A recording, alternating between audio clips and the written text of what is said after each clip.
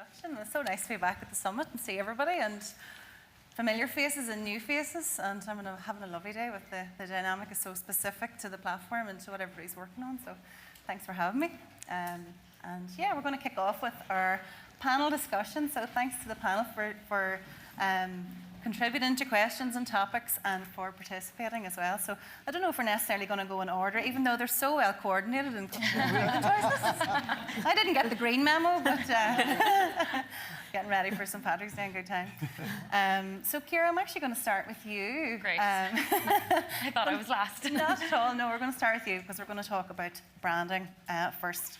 I suppose the first touch point that a customer has with any of our businesses. And I know that's a subject that's dear to your heart, but can you just start by telling us a little bit about the complexities of your role and working across, I suppose, a selection of brands? Yeah, of course.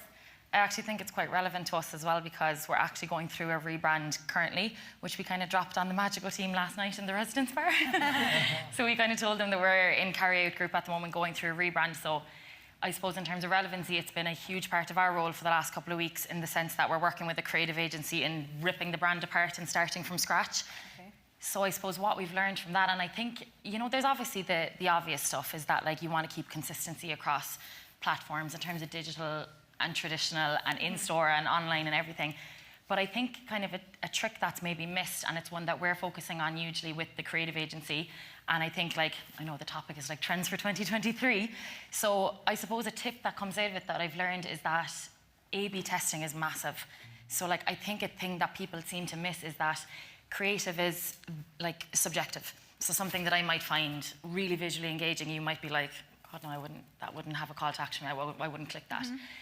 And there's so many means of testing it, and I think the impact that it has on your actual results is insane, and it's so important to actually test what works with your audience.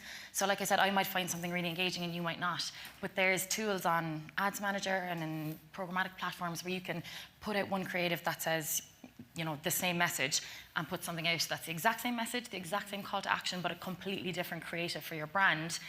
And then you can actually analyze which one did my audience engage with more. So I think that would be a trend that I think would be, or a tip, I suppose, that I think would be really important for people to start using.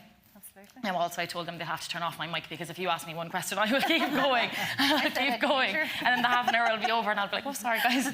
But no, yeah, that's a big thing for us at the moment is testing the creative. Sure. And in terms of brand development then, across your brands, will you also be testing that on focus groups, sample audiences? How will that work? No, we haven't got like the focus group, and I think you'll probably all agree, sometimes the best focus group is the internal one, because that's where you have to start with, you know, keeping everybody happy. Like we've been on the road with our retailers for the last 2 days now, and the new store spec, like when I say rebrand, I mean we're ripping out the stores, we're changing the logo, we're changing everything. And I think the focus group, I think, is important to start with is the people who touch the brand every day, their feedback, their industry knowledge, the people who are the ones going to be using this to market it or to sell the product. We haven't got to focus group stage with the public. We sell alcohol, so I think our target market is everybody. And sometimes I think sometimes they may not necessarily be the people who care enough about the brand, but a lot of them do. Sure. And I think a big thing that we've learned over the last couple of weeks as well is in terms of like online, in-store, it's like it doesn't always have to just be the logo. You know, you can create a brand through, like Gillian actually mentioned it earlier, a few people have mentioned it today actually, it's the personality of the brand, it's the way you speak online, it's the way your creative looks so that somebody sees the brand and they're like, it's very carryout. Yes. And I think it goes beyond the colour palette. Absolutely. You know, it goes much more beyond the colour palette, like iconography and a lot.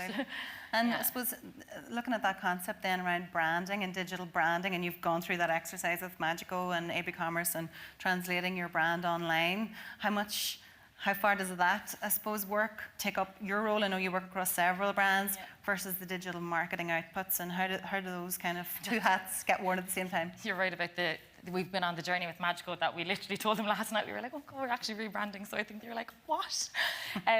But yeah, I suppose how it works online is like, I think it's important to remember, like obviously with our work with eCommerce and Magico is all e-commerce driven. It's all about the website and getting that to where we wanted it to go. But I think it's important to remember that each of your digital platforms is like a microsite of your website. So if you think of your social channels, your Instagram, your Facebook, like some of our generations, we'd obviously have a younger generation, some of them will start there, some of them will start with Google, some of them will start with literally Googling your exact website. But it's making sure that regardless of where the user starts their journey, they're getting the same information, they're getting the same brand experience, they're getting the same thing everywhere they go. So making sure your Instagram channel is branded the same way your website's branded, the information that somebody sees first when they get to your Instagram pages, your services, your promotions, what you offer, where your stores are, and it's so easily accessible to them that they don't go onto your Instagram and say, right, okay, there's nothing I'm looking for here, I'll go to the website, which is great if you're focused on driving traffic. But I think, so we went on that journey at Magical, getting the website, and it's beautiful, I may say, and shout out to Owen below there who actually looks after all that. You should probably be the one up here. But we're at that stage now where we're starting to feed back into our socials from the site and making sure they're all consistent. Excellent. Yeah, I totally agree with that. The consistency is very key. So sort of on that note then, Paul Walsh from Adhere, you're coming from the analytical commercial side with a paid search specialty. For retailers, I suppose, that are wanting to translate their brands online and reach across all of those touch points and reach their customers, for small teams maybe, how do retailers, or how would an agency recommend that a retailer balance that effort across the different channels? Yeah, you've got your paid search hat on, but now. Oh, the paid search hat on. Across everything, how should retailers balance their effort? Yeah, I mean, it's a good question. I mean, there's so many different channels now, and it's about really understanding where our efforts best spent. You know, I think with the conversation earlier is like, if I'm trying to get a hold of my daughter, I can't get her on WhatsApp, can't get her on phone, it'll only be Snapchat. You know, likewise, if I'm trying to get my mum, it won't be, you know, it'll be on a call, and I know Ursula kind of mentioned that earlier. So it's really using your Google Analytics data or any analytics data, understanding what your demographic is and what channels you're getting the best return on investments from. There's so much data. Ken talked about all the touch points earlier. There's so much data that we're just really not kind of leveraging it to the best possibilities. But it's very easy for us now to go into analytics, see, right, I spent $5,000 on social media ads, it brought in 30 grand in sales, or, you know, maybe you spent $5,000 and you got nothing in sales. You can very quickly find out where we should be best spending our money going forward, you know. So I would say always with anything, you know, test and learn, but analytics is the heart of everything we do. And if you're not sure where to start with analytics, or if you're not really sure, you know, how to navigate it, we're always at help to give people training, guidance, even if it's just an hour, just to show, you know, especially with GA4 coming down the pipeline. It's for us, even we're learning new things in GA4 all the time. So we're very happy to do training with people, or give people an overview and show, right, where the real value is coming from, and then using that insightful data to help best invest in your marketing going forward. I think we spent years just, you know, look, I hope there's not a lot of print and TV and radio people here, but, you know, you spent years spending money on these platforms without knowing the results of them. Yeah. We're light years away from that now. We know exactly what works and what doesn't work. So analytics, data first, and then go from that. Sorry, that was a long-winded answer. That would be what I would also advise. But and with the best will in the world, I'd always advise that as well. But then something sort of sexier comes along, or it's the hot topic. It might be a TikTok, as you know, was top of the news for a long time, and then now it's obviously ChatGPT, which was mentioned earlier. Those buzzwords come up all the time. Depending on how much time you spend on LinkedIn, how much lurking you do on there, and like getting into, you know, whatever the hot topic is. What, I suppose, for your retailers and the buzz kind of area, you know, does that question come up a lot? Yeah, always. I mean, we're constantly, I mean, TikTok was last year, GBT is this year. Those two constantly, like, you know, should we be on TikTok? And I suppose, actually I was having a conversation about this earlier at lunch. We have retailers who will have video ads, and they're like, can we use this on TikTok? And I'm like, no, that's an ad. You cannot use an ad on TikTok. Gen Zs, I hope I'm not, you know, typecasting a lot of people here, but Gen Zs do not want to be advertised to. They really don't. As soon as they get a sniff, that's an ad, they're gone. They're gone in a second. So, again, understanding your brand and finding out, you know, is this right for me or not? You know, ChatGPT, another one that's one that we're using as an agency on a daily basis. Really? Excellent. Yeah, our whole team is using it. Again, a lot of people say in this room said they haven't used it. Within the next 12 months to 2 years, everyone will have used it, and to a large degree as well. Okay, can you give us a really specific use case for that?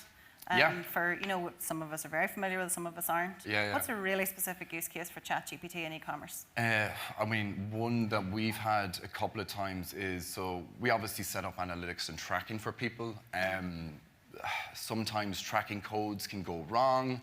You know, custom tracking and especially can get mixed up, and scripts that you pop on websites can get broken. Typically, it would take 3 or 4 hours of a developer time to figure out what's gone wrong with that script. Right. Whereas this week, I copied and pasted a broken script into ChatGPT. 1 second, came back, told me what was wrong, how to fix it, and it saved us, you know, a couple of £100 on developer time. Amazing. You know. Excellent. So if you're a developer, I'd be worried, slightly worried. But yeah. But no, but again, it's helping developers. Again, I was chatting to a developer, 10 years experience. He's like, oh, this is great. This is taking all the boring development work out of it, and showed me new ways to use code. So yeah, it's both terrifying and exciting in equal measures, I would say. Yeah, excellent. Yeah. You touched on then the Gen Z community, I was going to say audience. I used to think I was cool because I was a millennial, and that used to be what people talked about at conferences, but we're old now, and it's all about Gen Z. And how different they are. And I just want to ask Emily Bowens from KevEm Media just to tell us a little bit about this audience. Who, you know, what is the story with Gen Z? How are they different to millennials? So the main, well, from when they were born, so millennials are from about 1977 to 1996.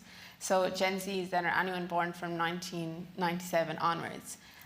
So the main thing that people would talk about is the amount of time you have to capture their attention. So a millennial on social media, you have about 3 seconds. So with your social media post, if a millennial is scrolling through their feed, you have about 3 seconds to capture their attention. With a Gen Z, you have 1 second. So that's why they like video content so much. It's scary that you have 1 second. That's how quick they're flick, flick, flick. But that's why they like video content, and that's why they love TikTok or your Instagram Reels, because they're sitting there, their thumb is flicking. You're not like scrolling through a long Facebook feed. It's quick content. So that's what we would mainly notice. And also, because they've grown up with social media, they can tell when someone is being authentic. So they want to know the story behind the brand. They're not just there for a quick sell. They, like Paul said, they can spot an ad a mile away. You don't want really to see a sponsored post as much, or they're unfollowing. If you're constantly coming up on ads on their page, it's an unfollow. They're not going to buy your product if you just have a social media feed of, this is my product. They'll buy into your brand if you're authentic and if you tell the story of your brand, really.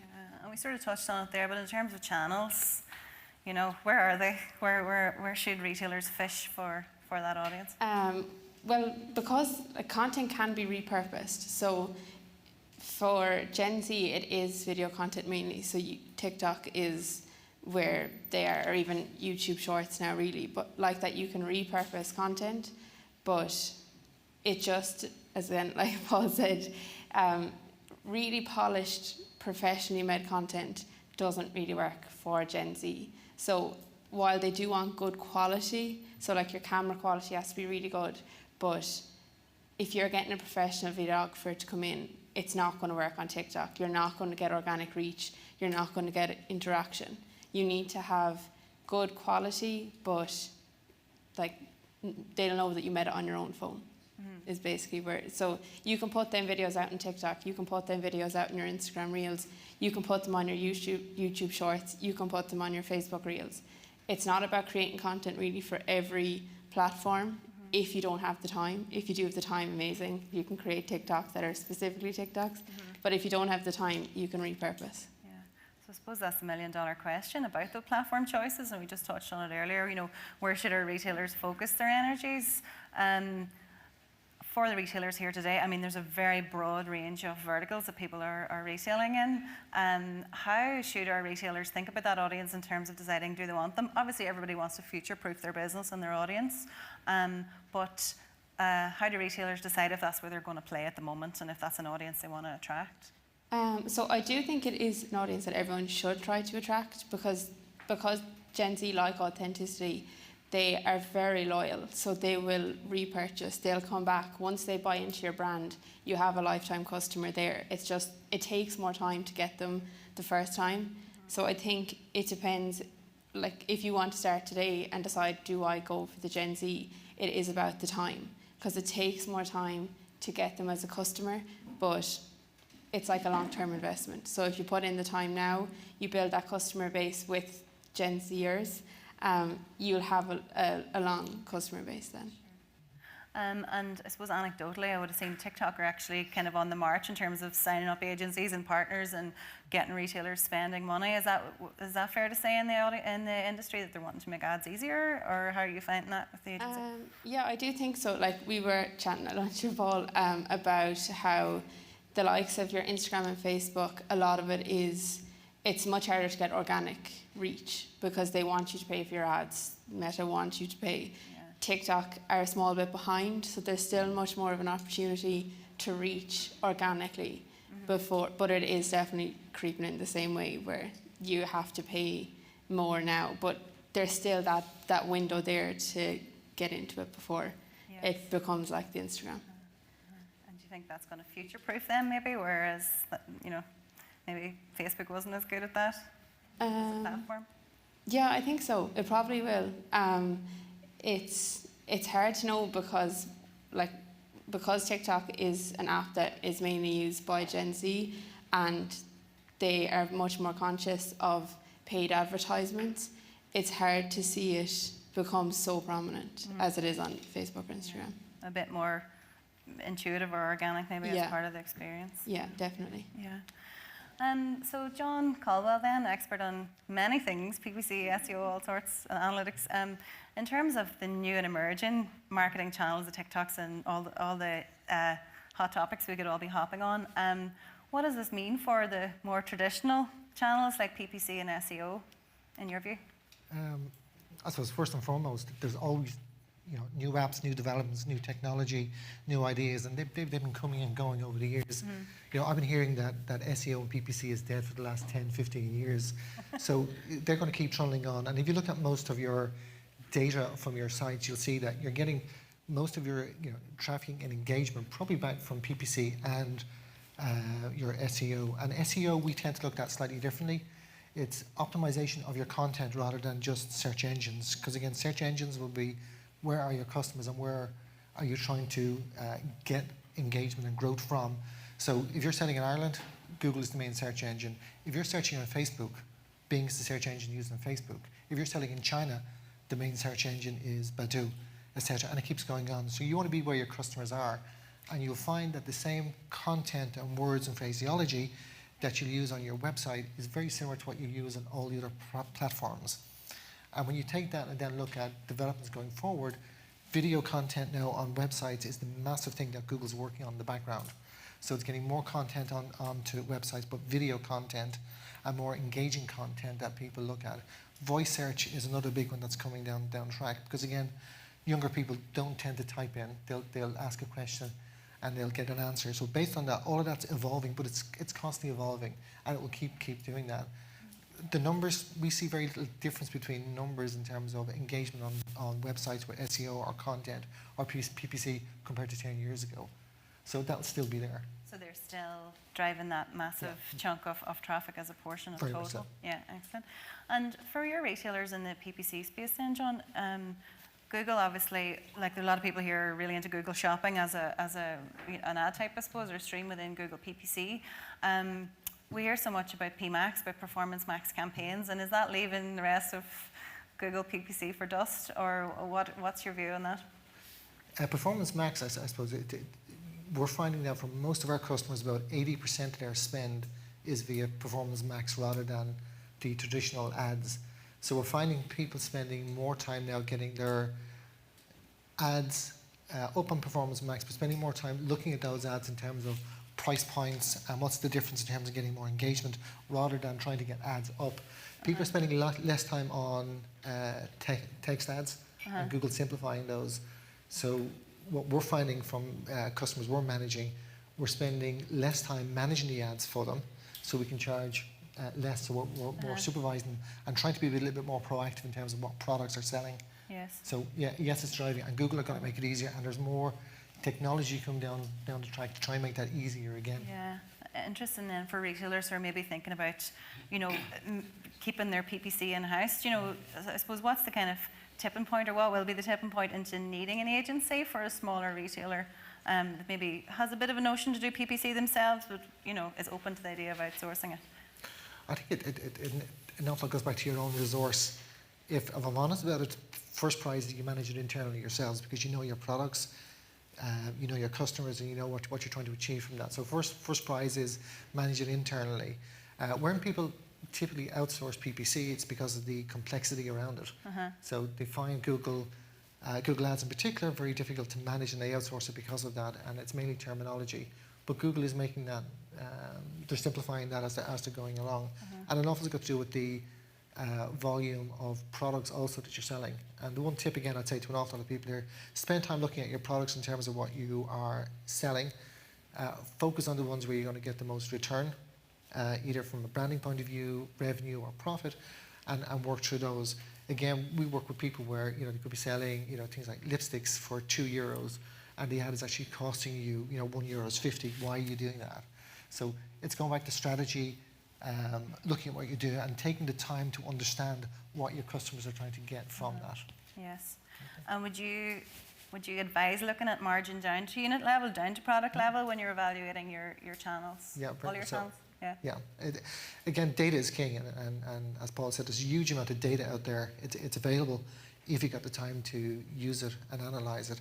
But again, your business is better than anybody else in terms of what works best for you. And we find it all the time. Back to Pareto again, 20% of your products will drive about 80% of your sales and your margin. So focus on those, get those right. And the same about SEO. Trying to SEO and spend time getting all your products right from an SEO perspective will drive you lula in terms of time. But again, focus on the key products and the ones that will drive the most margin and profit for you. Yeah, excellent. So that's our very tangible marketing channel, I suppose, PPC. Emily, I just want to ask you, I suppose, about influencers, because it's something that comes up a lot, I suppose, especially in the pharmacy space and beauty and whatnot. With influencer marketing, it's such a wild west, really, and largely kind of unregulated, and influencers and their agencies kind of set the prices themselves. What's the watch out for retailers working with influencers, and what kind of advice would you give them if they want to sort of dip a toe? Well, probably first off, I would say is to have a really detailed brief of what you want the influencer to do.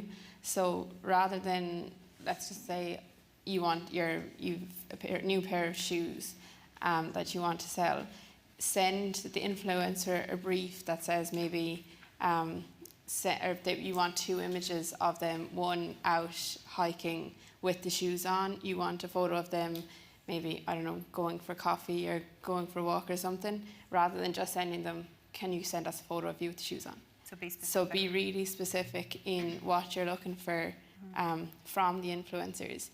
And also I'd be quite picky on which influencers you work with, in that have a really good look through their social media feed before you pick. So if you want to work with someone and every 4 posts they have an ad up, it's not going to be as believable for the customer that they have been using your product for a while, or that they found your product themselves. So if you approach someone, make sure that they're also working with brands that align with what you're doing and align with your values and your company, rather than just going by the amount of followers that they have. Yeah. Because you've no idea how they got those followers, because it's very hard to track that also. But yeah, I would be really careful on who you work with and send them a very detailed brief, on what you want. What about the agencies? Would you, obviously there are a few that are sort of pack-manning up any influencers they're getting to sizable following. Would you advise going through the agency? Like say there was a retailer here that wanted really specific visual influencer work. Would you say go through the agency X, Y, or Z? Or would you say send them a direct message and try and go direct? I probably would go through the agency just because they would know.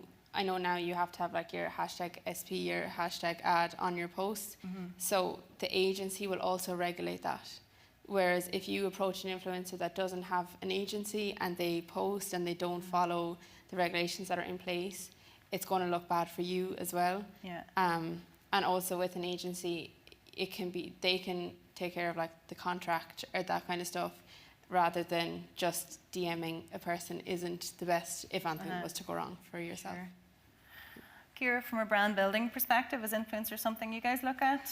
Brand up the funnel marketing? Again, I feel like I've said the word testing a lot, but I think it's also important to test in terms of influencers. And like Emily just said there, spending a bit of time, you know, choosing which one you want is very important. And I think it's important not to just focus on followers for it as well, because I think from an alcohol perspective, obviously predominantly, which is the industry we're in now, or even before this, I was in a marketing agency where we worked with hundreds of brands for all different things. You can find niche influencers that have, you know, maybe a smaller following, but they're very engaged. So like it's all well and good to go after the big ones that have like the big following, but it all comes back to the intent to purchase of the actual consumer. And you might find, you know, you might find an influencer who has like maybe a small, and I know that there's micro influencing strategies too, but I think if you have a really niche product, I think spend a bit of time researching influencers in that area. And I think that can really help starting your testing with the influencer kind of phase. And then, you know, if you see a great return from it, and as you said, like a detailed brief, you know, monitor the objective, monitor the increase, and if you see it, then maybe start scaling, start bringing it up. But I think testing. Yeah. Brilliant, excellent. So we were talking about branding and driving traffic and how to achieve the order. Ciaran, I'm really interested in your whole piece around the operations. That the video is a thing of beauty. If only everybody's operations process looked like that. I suppose we've got a mix of retailers here all the way through from, you know, I suppose very manual processes to the more automated. What's the tipping point again for needing to scale up your fulfillment, be that extra staff, be that extra technology? You know, what's the tipping point for retailers that you would have seen? I think it depends, really. It depends on the product profile, the volume, where you're picking from, what type of setup are you, warehouse are you doing from a shop? So like, there's no easy, straight answer to that. Yeah. I think where, if you've got a space where you've got all your growth activities are firing on all cylinders, and the sales and the commercial people are going yay, and the warehouse is going shit, then I think that's probably the tipping point. Yeah. Right. That's the breaking point. Yeah. Well, exactly, because like to a degree, you know, you shouldn't necessarily have to run down to warehouse to say, look, we're doing a special deal tomorrow, and there's potentially an extra 200 euros going to come on top. Right? It should be just completely seamless. You shouldn't have to know about that, right? So I think that's probably the tipping point where both sides of the business are aligned, front house and back of house, going, yeah, we can handle this, bring it on. That's the tipping point, if you ask me. And the secret to scaling up, I guess? I don't know if it's a secret. It's getting product at the door, ultimately, you know. But yeah, I think where like when a warehouse is truly singing and doing really well, it's a beautiful thing to behold. And I know I love the space to be in, but and really you've got a great business then, a good vibe coming off that. But yeah, no, if warehouse are under pressure and they're panicking, and that's becoming very cyclical, then you're going to get warehouse fatigue, so it gets worse, more mistakes, etc., right?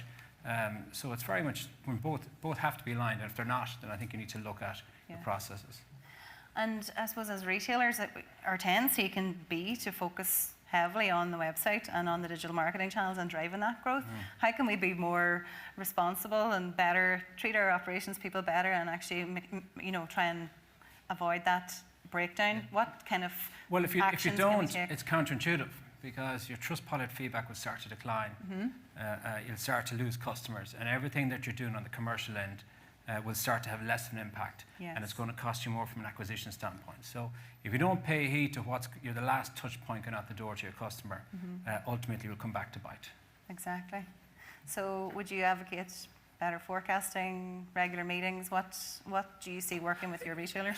Yeah, I think for sure. I mean, the warehouse management, operations management should definitely be aligned and have regular conversations with sales. What's coming on the track, when's coming on the track, what promos are doing, etc. So that a good warehouse manager can prep for that, right? Because yeah, sure, Wave is a system, but actually half the warehouse battle is about process and making sure that warehouse is running well. Good housekeeping faced off, good put away, health and safety, everyone knows their job, swept up after, boxes and bags ready for the day after, etc., etc. And that'll get you a long way, a long way on it. So, yeah, but, the warehouse, a lot of warehouses we visit tend to be neglected. They tend to be a black hole when it comes to the sexier end of the business, which is sales, right? And they definitely need to be aligned. There definitely need to be conversations. Pick the quietest day of the week. For us to be on the McScarage side, it's a Friday. You have the conversation, what's coming down the track, what are we doing this weekend, what's next week going to look like, etc.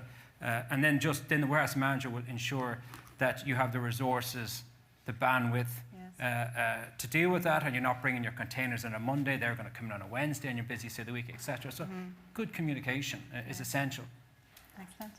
And I know, I suppose, some of the local enterprise offices and some of the project manager methodology around sort of lean management, and there's a trend for, I suppose, going in and doing the analysis and cleaning up maybe inefficient operations. Have you seen that working well for any of your retailers? Yeah, I have, and there's a huge focus on that from the local LEOs and indeed Enterprise Ireland through the lean programs.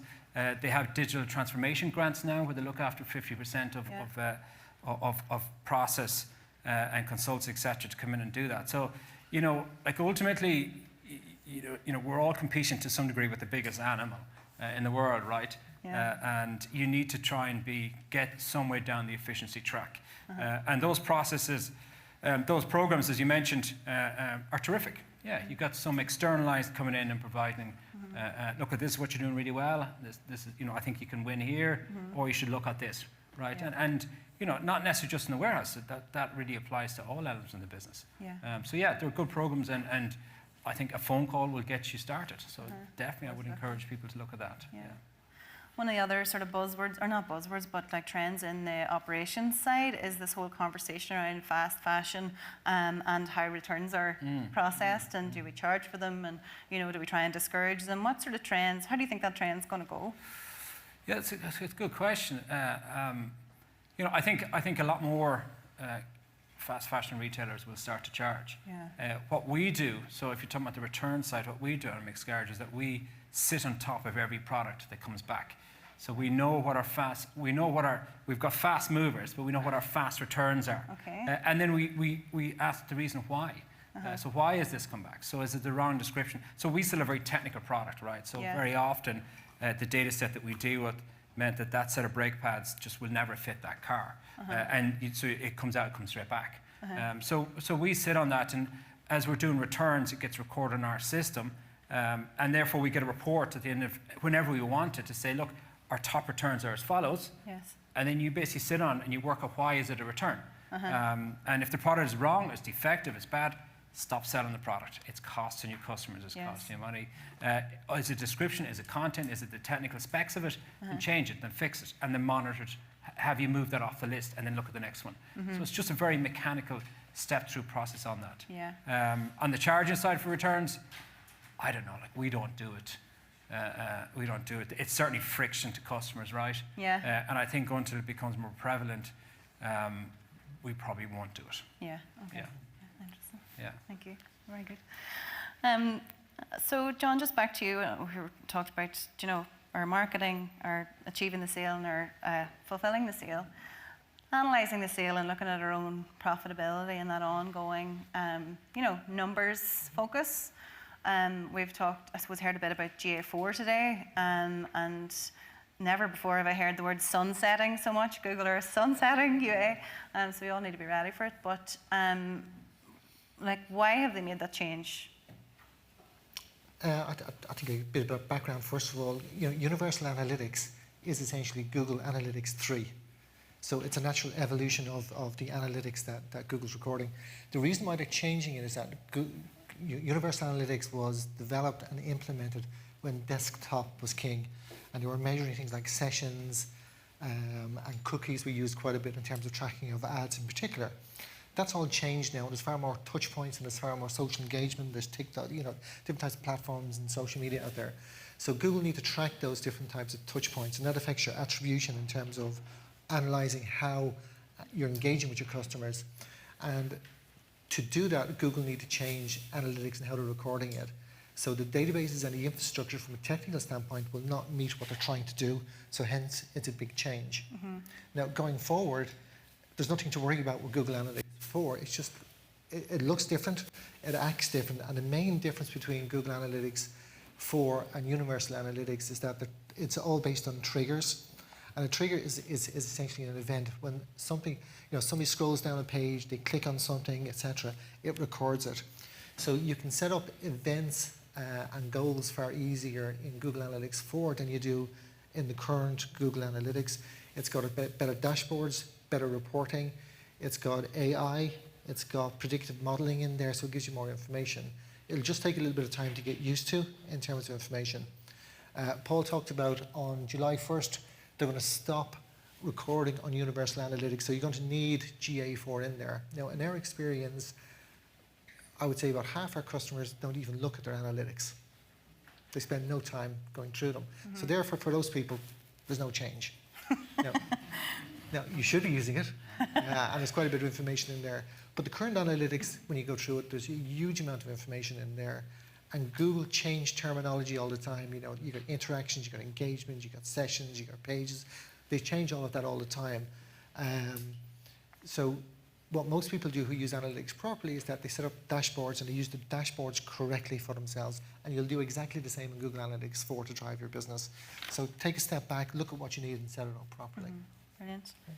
And so the user experience won't change too much, I suppose, as you said, and that would be, I suppose, common of some of the retailers here. Not everybody is looking at their Google Analytics an awful lot, but from an interface perspective, your same login, your same everything, you'll just go in and it'll be slightly different, so roll up your sleeves. It'll be slightly different. What Google are going to do is put in some base metrics for you and base dashboards. They were hoping that people will go in before now to set up that themselves, but people aren't doing it. So they're going to implement base dashboards for people to give them similar type of information that you're getting. Some of the terminology is changing. You're not going to get everything that you got before. Things like bounce rates are going to be gone. So certain things are going and new terminology is coming in. But like anything, any piece of software, you'll get used to it fairly quickly. Yeah, good. And I suppose one thing that comes up a bit, comes up a lot actually in training, is around the attribution modelling. So how Google records a sale, a transaction and the revenue associated versus what I'm seeing in my Meta Business Manager and whatnot. How can we all get better at understanding our attribution, and will Google Analytics 4 help us with that? Oh, immensely. At the moment, from an attribution point of view, Google records the last interaction and they award the attribution to that. So if somebody looked at an ad as the last engagement point, that's where your attribution gets added to your system. Now you might find a customer might come onto your website, they might look at an ad, they might look at something on Facebook and then come back to your site. So by using Google Analytics, you're going to get all those different touch points and you're going to get a better understanding of what is the journey your customer is following to come in and engage with you. And going back to the points earlier, if you know more people are looking at your TikTok campaigns or they're looking at your ads on Facebook or whatever it's going to be, at least then you can start focusing on where you need to start spending your time and energy. And it's all back to return on investment. Don't spend time doing something that's not going to give you a return. So I think the biggest benefit for an awful lot of people is going to be finding out that, well, why am I running those ads on Facebook, or even why am I doing X, Y, and Z and I'm not getting that return or that brand engagement that I was expecting. So but Google Analytics 4 will give you far more information and data that you can use to make those strategic decisions. And I'll give you like a percentage breakdown of how important social was to lead into maybe an SEO link back to a PPC. So it'll give you a nice little clear breakdown and you can see, okay, do you know what, if I turned off my budget on social, it would actually stop my sales coming in from search because that was the first part of the Yes. brand building. So it's a lot more clarity, and again, it's only better for everyone using it. Yeah. You know? Because sometimes the more top of funnel activity does get a hard deal in Google Analytics. Do you know, Exactly. with last click attribution, you know, you may unfairly report your upper funnel activity. So some brilliant contributions there. Thanks so much, guys. I have one last question I'm going to put to everyone. I suppose we're talking about trends for 2023 and insights in general. What's one takeaway from each of you that our retailers should focus on over the next 12 months? Ciara, I'll come to you first because you went first last time. I think we mentioned the word resourcing a lot today, and it's something that we actually said to our own retailers over the last 2 days on the road as well, is that a lot of you that have the bricks and mortar store and are really focusing on the online piece now, there could be staff, I think, in the store that you may be employed to work. You know, they may be students, they may be part-timers, but I think make sure you're utilising those staff members for all of this online journey as well, because I think, you know, especially with regard to social media, like you could have a staff member in the shop that you're paying to be there for 8, 10, 12 hours a week, you know, across the weekend, and it would be no harm to resource that staff member, give them maybe an hour or two where they head into the back office and they upskill, or they meet Gillian from Magico, and you know, Gillian takes them through a small bit of training. That, like, the resources are there to use, but it doesn't always have to be a huge, you know, cost to people. I think definitely a thing for us with our retailers, because they can't. I mean, it's probably the same in this room. You're all business people. You're not marketers. You're not. And obviously, I'm a marketer sitting up here, so I have the marketing hat on. But not everybody is that way. But you'd be very surprised at what the staff you already hire, you already pay them, what they actually could all be good at, other than just serving your customers. So I think that would be a key one for me. Excellent. Brilliant. Paul, key takeaway? Well, I suppose similar to that. Like, I mean, that's the main thing we get back. We don't have time. And you know, we've been working with ChatGPT now for 4 months, and the amount of time it has saved us. Even just getting bulks of strategies together, and obviously it's not perfect, and it's conversational AI, so you might be kind of tricked into thinking this is exactly fact, but it's not. But it does get a huge amount of legwork done that you couldn't do before. Like, everyone here is selling products. Product titles, descriptions, all those things that have typically taken weeks to do, you can churn it out in a day, you know.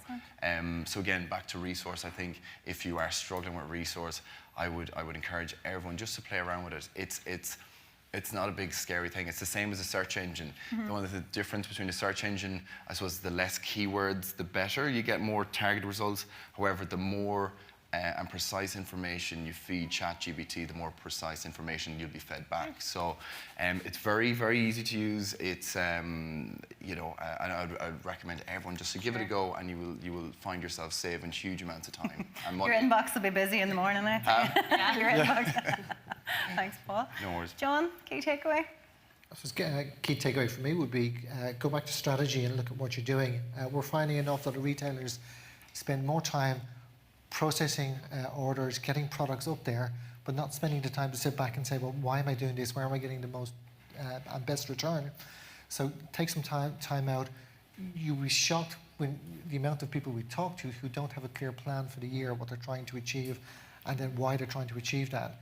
So really go back to basics and try and understand why you're doing certain things, how you're going to achieve that, and resource is a key part of that, what tools you're going to do. And then within that, you'll probably find that there are some processes and things you're doing that aren't adding any value to your business, but get your strategy right. Yeah, brilliant. Excellent. Ciaran, what about you? I think it's a comment Orla made earlier, and it's something that it just never changes for us this year on year, is margin. Everything you do with your cost per acquisition, know your unit cost, and know your margin, and then your unit cost again, operation of getting an order out the door.